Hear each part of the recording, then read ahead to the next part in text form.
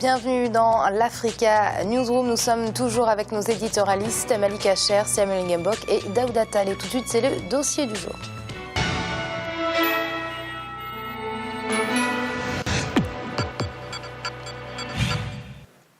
Défini comme l'ensemble des activités qui échappent à la politique économique et sociale et donc à toute régulation de l'État, le secteur informel occupe une place prépondérante dans l'économie de nombreux pays en développement, en particulier les pays africains. Il est, après l'État, le principal pourvoyeur d'emplois et de richesses dans la majorité de ces pays. Mais ce secteur qui échappe au fisc a besoin d'être appuyé pour être formalisé. Reportage de notre correspondant Burkina Faso, Wendiam Valentin Compaoré.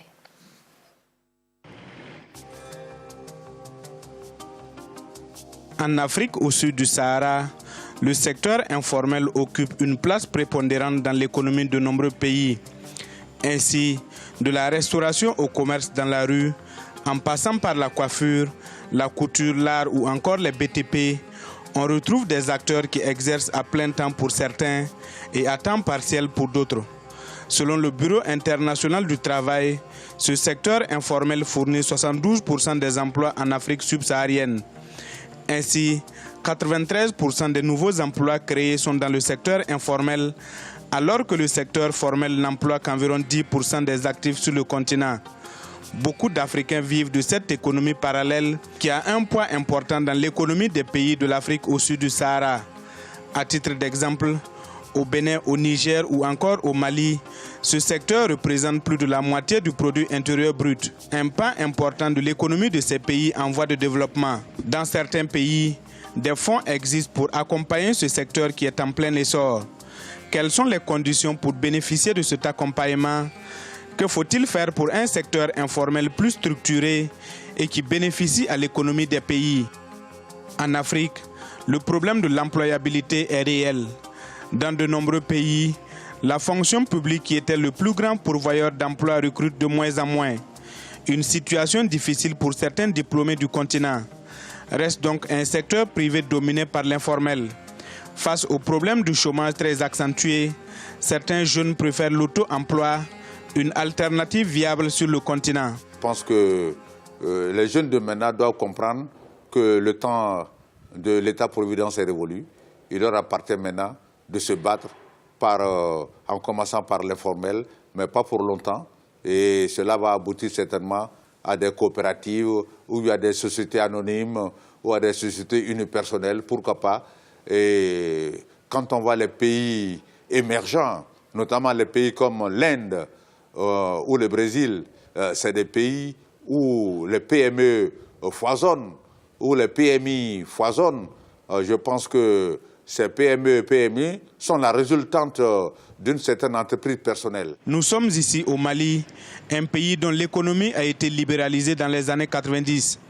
Avec une population de plus de 15 millions d'habitants, le secteur informel contribue au produit intérieur brut à plus de 61%. Moi, je me pose la question, qu'est-ce qu'on appelle finalement informel dans notre pays? Parce que quand nous regardons un peu la masse critique de tous ceux qui disent aujourd'hui nous sommes dans les affaires, nous sommes dans les affaires, c'est quand même la majorité qui se retrouve dans ce secteur dit informel. Et moi, souvent, je me pose vraiment la question, est-ce que ce n'est pas l'informel qui définit aujourd'hui l'économie même de nos différents pays?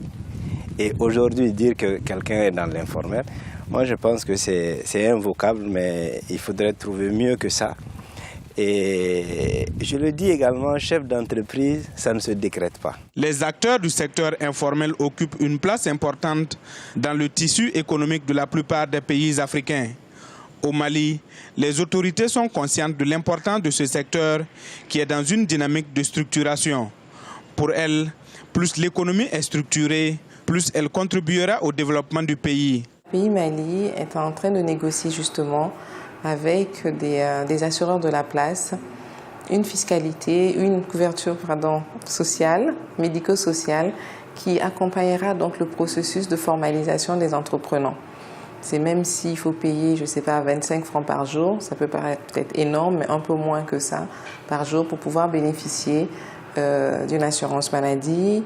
Et également, maintenant, on voit il y a beaucoup de vendeurs de cartes téléphoniques. Je dirais qu'aujourd'hui, bon, tout se passe bien. C'est une activité qui marche fort bien.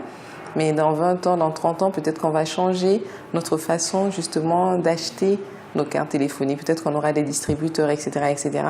Et ces personnes-là ne seront plus en activité comme maintenant. Il serait bon pour celles-ci, justement, de prévoir une assurance vieillesse à travers cette carte entrepreneur-artisan. Issa Gengane est coordonné à Ouagadougou au Burkina Faso. Depuis plus de 5 ans, il s'est installé à son propre compte. Selon lui, seul le soutien financier de l'État fait défaut aux entrepreneurs comme lui. Je gagne un peu. C'est pas beaucoup, mais c'est un peu. Ah, mais comment on va faire? On va débrouiller comme ça. Comme Issa, beaucoup de jeunes exercent leurs activités dans l'informel. Une alternative selon certains dans l'attente d'une formalisation de leur business. À cette jeunesse, en tout cas, je dis que l'informel, pour moi, c'est un passage, en tout cas, si on veut le dire, obligé en la matière, parce que il faut partir. Comme on le dit, c'est petit à petit que l'oiseau fait son nid. Donc il faut gravir tous les échelons, petit à petit. Mais dire aujourd'hui, on est là, tout de suite, on a tout. En tout cas, je pense que ça se rencontre le plus souvent dans les contes de fées. C'est pourquoi beaucoup sont dessus. Au Burkina Faso, le secteur informel regroupe plus de 70% des actifs urbains, 12% des actifs au plan national et contribue à plus de 32% au produit intérieur brut. Et pour l'accompagner, des fonds ont été alloués par le gouvernement. À titre d'exemple, en 2014, 10 milliards de francs CFA ont été dégagés pour soutenir l'informel. Une subvention dont les conditions d'accès ne sont pas souvent du goût des premiers concernés. C'est un travail que nous-mêmes nous maîtrisons beaucoup, mais c'est un travail de fonds. Il faut avoir des fonds pour travailler. Si tu n'as pas de fonds, tu vas travailler comment? Puisque nous avons des gens qui viennent, ils vendent en gros et puis ils vendent en détail. Ouais. Donc, c'est grand opérateur économique là. Si vous envoyez les affaires et puis il vous faut une certaine concurrence, c'est déloyal. Vous voyez que c'est un peu difficile. Donc, c'est de qu'actuellement là, rien ne peut marcher si vous n'avez pas de l'argent pour travailler. Les programmes d'enseignement en Afrique doivent être conformes aux besoins de l'emploi. C'est la condition selon les analystes pour la réduction du chômage en Afrique. Faire en sorte que l'étudiant lui-même s'installe à son propre compte. Pourquoi ne pas commencer par des affaires informelles? L'histoire socio-économique de l'Afrique au début de la colonisation, il y avait beaucoup d'informels. Hein. Beaucoup de ces hommes qui étaient dans l'informel sont devenus des grands entrepreneurs par la suite. On doit commencer quelque part modestement, par l'informel, pourquoi pas. Le secteur informel est vu comme un palliatif au taux de chômage galopant en Afrique.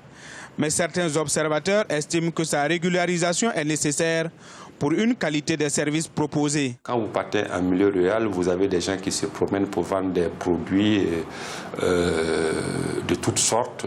Certains même mettent des blouses pour vendre des produits pharmaceutiques.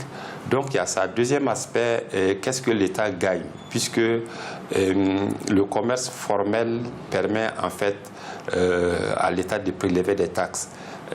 Les informels, qu'est-ce qu'ils font? Même si la part contributive du secteur informel s'avère nécessaire pour la lutte contre le chômage, sa contribution aux recettes fiscales est marginale. À titre d'exemple, au Burkina Faso, il est évalué à moins d'1% des recettes du service des impôts. Ce secteur, qui concerne plus de 150 métiers, gagnerait à être mieux encadré selon certains observateurs.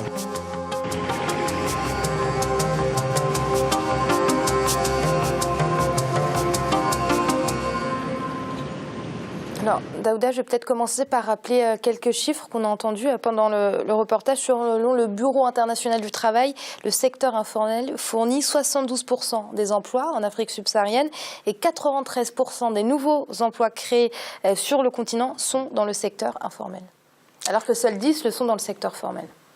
Ben ça montre bien, ces chiffres, le poids en fait que représente le secteur informel. Vous avez bien fait, Amira, de le rappeler. Et donc, ce qui veut dire tout simplement qu'il ne peut pas y avoir développement sans la prise en compte de ce secteur, tout simplement, puisque sinon on exclut autant d'individus de la chaîne de valeur économique. Alors, moi, à mon avis, pour arriver à en tout cas profiter de ce secteur, l'idéal, ce serait d'investir dans la formation, une formation adaptée dans un premier temps. Pourquoi une formation adaptée? Parce qu'on l'a vu dans le reportage, les formations universitaires, finalement, dans la plupart des cas, même ça a été réformé dans les pays développés, mais dans nos pays, ce n'est pas encore le cas toujours. Et donc, en fait, ces formations ne s'adaptent pas aux besoins du marché. Et il faudrait, dans les universités, réformer pour que les formations correspondent aux besoins du marché. Enfin, se former, le but, c'est de trouver un emploi. Si on se forme en philosophie ou en lettres, ou je ne sais pas, alors que le marché même ne donne pas des emplois de ce type. Donc ça me semble important. Et puis ceux qui sont déjà en activité dans le secteur informel, leur proposer des formations aussi adaptées à leur secteur d'activité.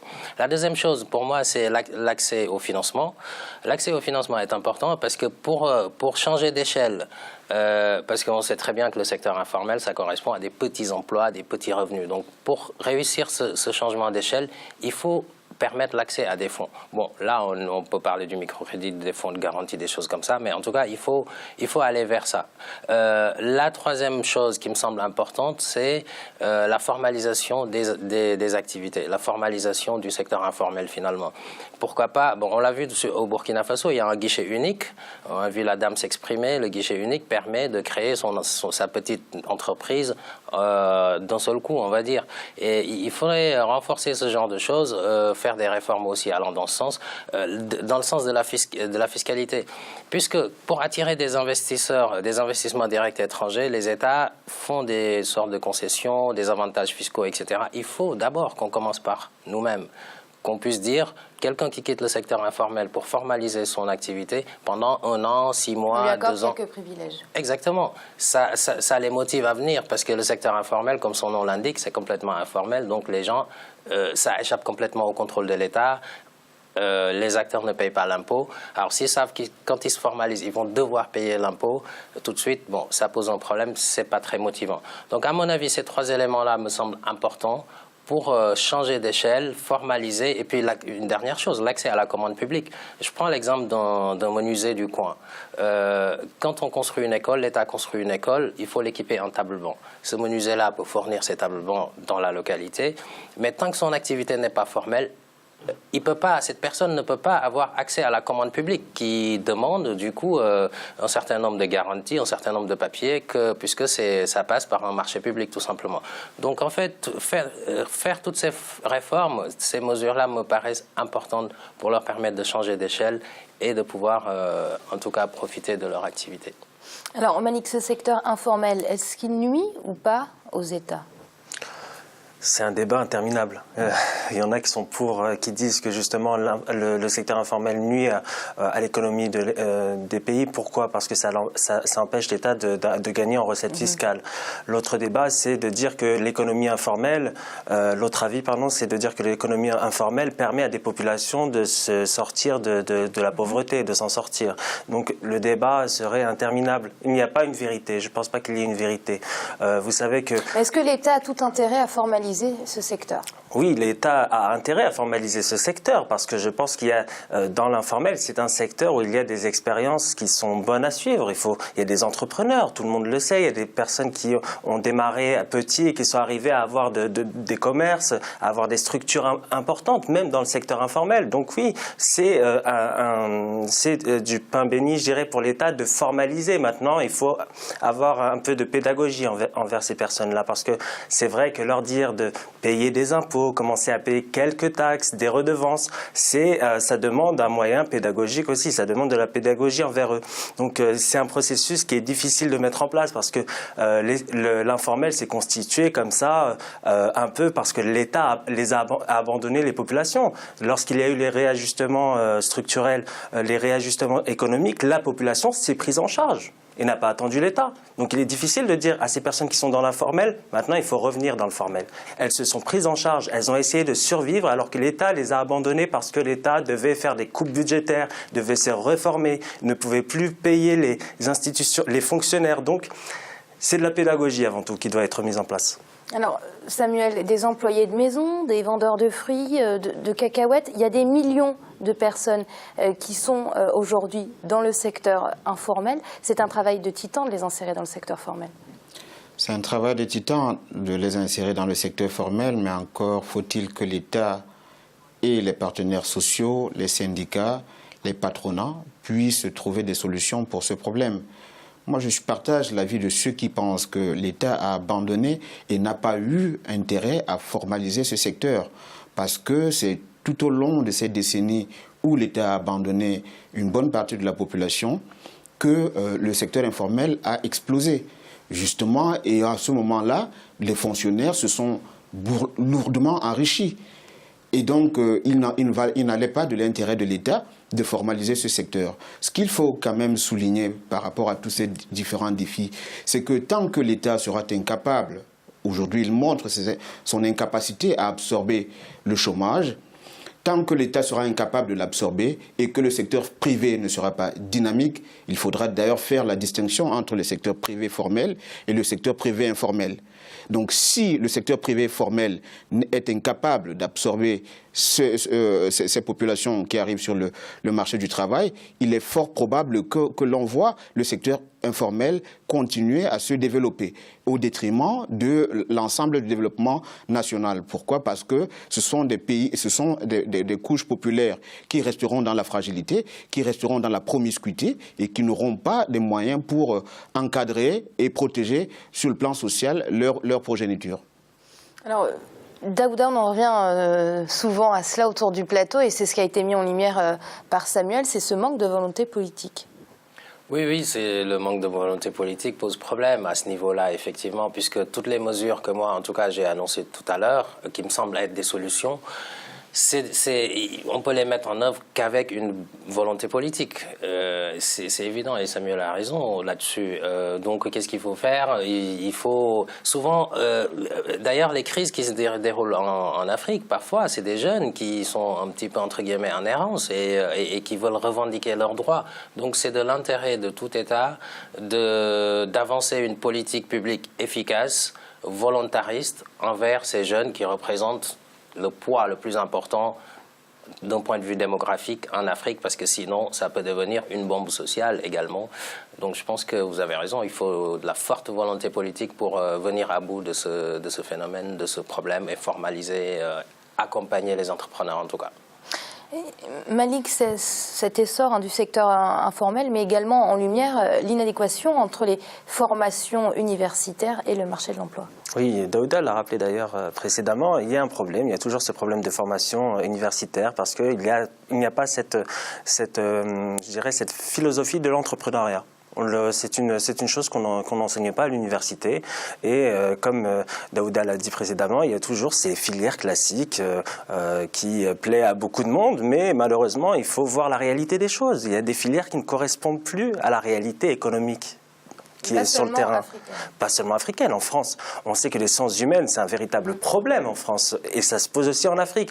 Surtout en Afrique francophone, qui a quand même assez recopié, je dirais, le modèle universitaire français. Donc, les sciences humaines ne sont pas forcément une voie d'ouverture favorable pour les jeunes pour accéder au marché du travail. Donc, c'est vraiment une réforme globale, une réforme de l'éducation, mais surtout l'éducation universitaire qui doit être entreprise. D'où, et là, on en revient toujours à cette volonté politique, mais aussi dans l'éducation. Et au manque de planification, comme l'aurait dit Jean-Marie. Et c'est l'heure de marquer une nouvelle pause. On se retrouve très vite pour la suite de l'Africa News. On met tout de suite.